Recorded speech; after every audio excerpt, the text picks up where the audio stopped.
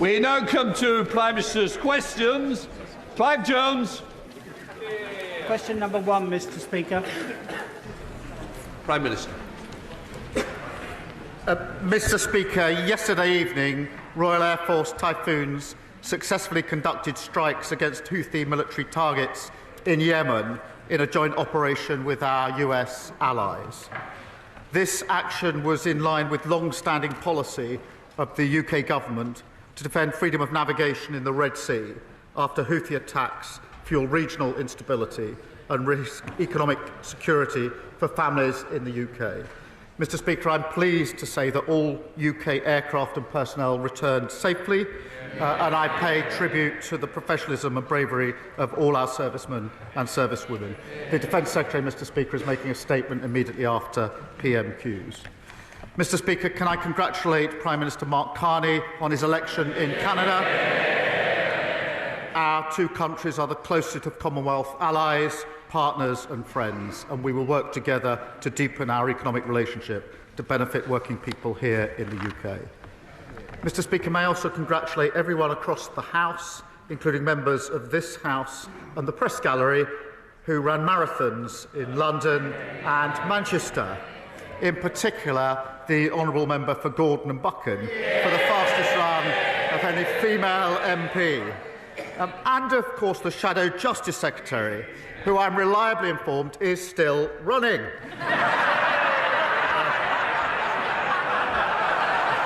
Mr. Speaker, this morning I had meetings with ministerial colleagues and others.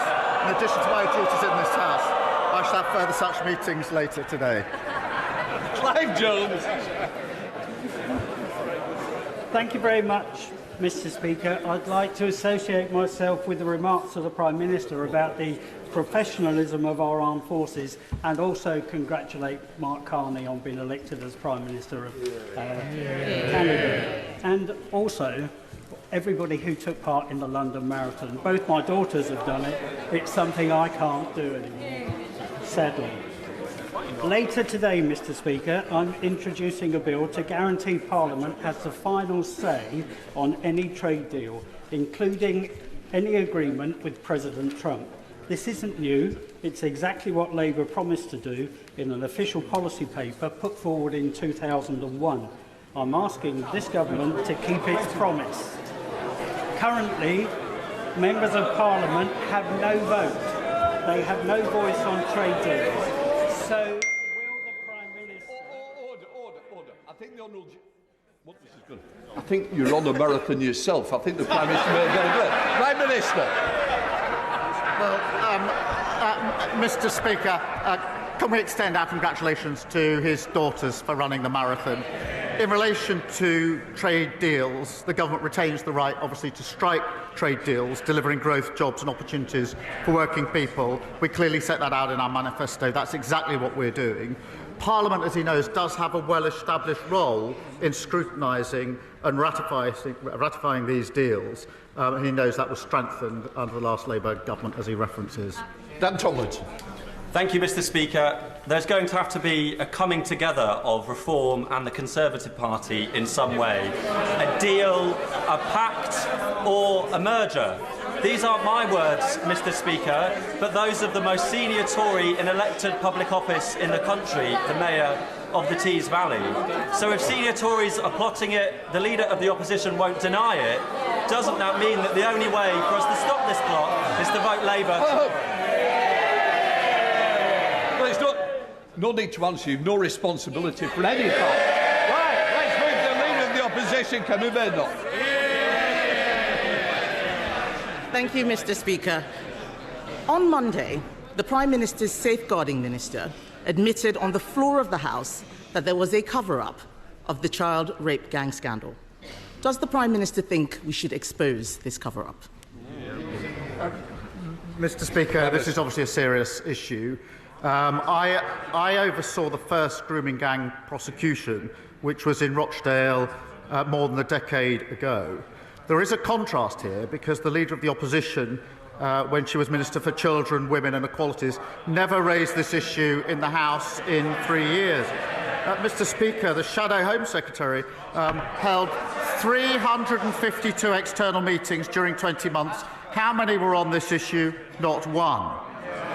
And they failed, of course, to implement a single recommendation for the independent inquiry into child sex abuse. Mr. Speaker, my position is absolutely clear. Where there's evidence, the police should investigate and there should be appropriate prosecutions. That's route number one. Route number two, we should implement existing recommendations, which did expose what went wrong. They weren't; those recommendations were not implemented by the last government. They're being implemented by this government. We are providing for local inquiries. We're investing more on delivering truth and justice for victims than the party opposite did in 14 long years. Mr. Speaker, in the last year of Conservative government, we had a gangs task force that found 500 perpetrators, protecting thousands of victims. We launched that inquiry that he's talking about, but more still needs to be done. It's now 4 months since I asked him for a full national inquiry. Instead, he promised 5 local inquiries. There will be one in Oldham. Will he now name where the other 4 inquiries will be? Prime Minister. Mr. Speaker, we are providing for local inquiries. This is a serious... Well, they've got so much to say now. Why did they not... Mr. Speaker, why did they not implement a single recommendation in the 14 years they had in office? We're taking forward those. There are recommendations already in place about the change that needs to be taken. They sat on a shelf under the last government. We are acting on them. We are providing for local inquiries, and we're investing more in delivering truth than they ever did. He cannot name a single place because nothing is happening. He stood there at the dispatch box, promised 5 local inquiries. Nothing is happening. On the last day of term, he had his minister come out to water down the promise to say they would provide funding. That is not good enough. At least 50 towns are affected by rape gangs. Places like Peterborough, Derby, Birmingham, Nottingham, Leicester, Rotherham, Rochdale and Preston.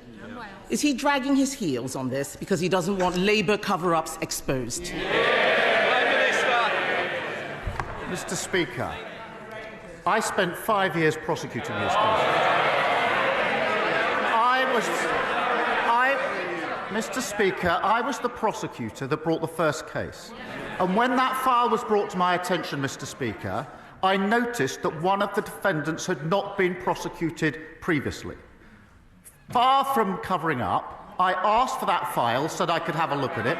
On the back of that, I then changed the entire approach to prosecutions, which was then lauded by the government. We were doing the right thing and brought those prosecutions. So my record was going after where I thought something had gone wrong and putting it right. She stayed silent throughout their years in government, and so did the entire front bench. Mr. Speaker, he's not the Director of Public Prosecutions anymore. He is the Prime Minister. People want to know what he is going to do now, not talk about what he did years ago. We are asking for a full national inquiry. Andy Burnham wants a national inquiry. He's not Conservative, he's Labour. Harriet Harman wants one. The member for Rotherham wants one. All of the victims I have met want a full national inquiry. He keeps talking about local inquiries, yet they have not got going. And they haven't got going because local authorities don't want to investigate themselves. Local inquiries cannot force witnesses to appear. Local inquiries can't force people to give evidence under oath. So why won't he have a national inquiry? Mr. Speaker, we've had a national inquiry. We've had recommendations. There are hundreds of recommendations that have been made in relation to this issue. It is a serious issue. I strongly believe that we should implement the recommendations that have already been made. And that is what we are doing. I strongly believe we should listen to victims, and we've been listening to victims on this side for decades and working with victims for decades in relation to what they want, which is local inquiries, and we've set those local inquiries up. Kemi Badenoch. Mr. Speaker, he says we should listen to victims. The victims want a national inquiry. We haven't had a national inquiry. We had the child sex abuse inquiry, which Conservatives launched. There is still more to be done. It didn't cover this scandal in detail. In Manchester, just last year, authorities were still covering up abuse. The local inquiry chair there has quit. Bradford Council, an area of some of the worst abuses, refuses any inquiry, local or national. Whether it's the streets of Birmingham or the Town Hall of Bradford, it is chaos and cover-ups with Labour councils. When will he show leadership and do the right thing?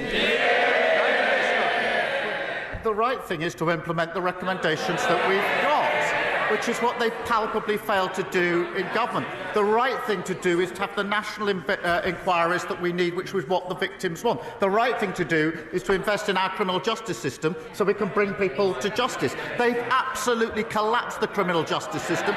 Prosecutions for rape under their watch, they go up or down. They went down to record lows. Investment in prosecuting these cases went down. Their record was abysmal. They should hang their heads in shame. Mr. Speaker, this is just distraction tactics.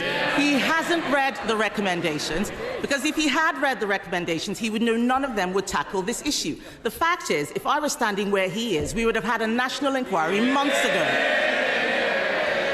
This issue is personal for me. I have met many of the victims. This is about the protection of children. Nothing else is more important. In the last few days, Mr. Speaker, I've been to Wiltshire, Lincolnshire, Northumberland, Kent. All of them have outstanding children's social care. Do you know why, Mr. Speaker? Because they're all run by Conservatives. That's the difference that Conservative councillors make. Isn't the choice tomorrow between chaos and cover-ups under Labour councils or better services under the Conservatives? She says they'd have a national inquiry. 14 years. 14 years, and they didn't do it. It's so hollow. And yes, tomorrow is the first opportunity the country has to pass their verdict on the Leader of the Opposition and the party opposite after the general. Have they changed? Have they learned? It's passing verdict on the Leader of the Opposition. We'll see you next week. Right, Nadia Winter. Thank you, Mr. Speaker. Mr. Speaker, I wish that the Leader of the Opposition would stop weaponising victims of child sexual abuse. Political points. It's damaging victims, and if she cared about child protection, she wouldn't be doing that. It's a disgrace. You're a disgrace. Mr. Speaker, new data shows that in March last year, in Hyson Green and Arboretum ward in my constituency, 64% of children were in poverty, the highest proportion in the whole of the East Midlands, and a damning indictment of the previous Conservative government. One of the proudest achievements of the last Labour government was the action it took on child poverty.